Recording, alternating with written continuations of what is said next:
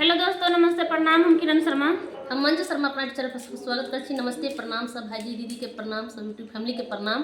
और हम दोनों दौरानी जेठानी जा रहा छी। बेटी विवाह गीत का बहुत प्यारा सा गीत छे, तिलक पर गीत छे। अहाँ सब जरूर सुनब और कमेंट करके देखियो जरूर पोती बताएं। की कह रहे छे बाबा से, बाबा सुतल यो, बाबा बैसल यो, बाबा यो दुआरे जमैया तेरे खार तिलक के से रूप कर ले। ये बाबा की कहे छे, उनका पाई कमी छे तो तुम सुना रहल छथिन की कहे छथिन। बाबा